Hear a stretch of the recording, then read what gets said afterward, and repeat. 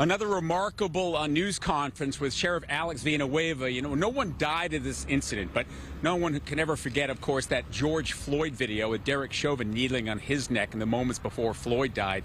This video is similar to that, and the allegation is that's why Villanueva didn't want this investigated, because he didn't want the video to be shown, a charge that he strongly denies. We don't have time for this internal, let me see if we can blow up the sheriff somehow nonsense.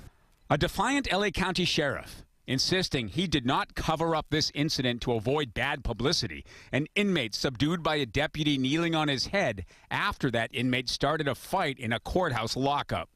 Fearing bad publicity, LASD covered up case of a deputy who knelt on inmate's head. Well, this is a false headline right there. No, there was individual within a division that engaged in something that was of concern, but they were not definitely acting on behalf of the department. It happened in March of last year. The question is, when did Villanueva see it? 8 months later, as he claimed? There is no notification, hey, let's call the top guy on the department. Or just days later, as the attorney for a longtime sheriff's commander, Alan Castellano, claimed. We know he saw the video in March 2021. Attorney Vincent Miller, who represents Castellano, says the sheriff is just lying. I mean, can you prove that he saw it in March, right after the incident? Yes, we have witnesses that he saw it. And there's a whole sequence of events that happened that we have that all laid out. So if he says he didn't see it, then he's lying. Yes, absolutely. Today, at a multimedia presentation to reporters, complete with graphics and photos, including the LA Times reporter who broke the story, he says his rivals, the Inspector General, the Times, are conspiring against his re-election and are being investigated for the leak of the video.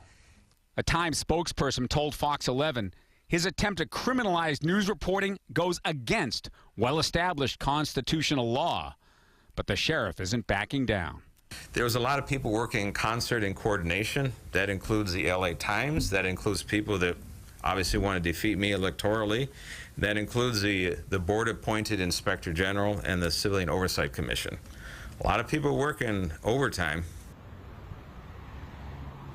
Why all these people are working against him is something the sheriff didn't discuss, wouldn't speculate on. Alex and Marla, it was about 90 minutes. He was very clear on his timeline that he never was aware of the video, never saw the video till 8 months after the fact. Just as strong is the lawyer for Castellano, who claims that he saw it 5 days later. So obviously there's a basic disagreement about the facts here. Castellano described as a disgruntled ex-employee, or rather disgruntled employee by the sheriffs, and Castellano describes himself as a whistleblower.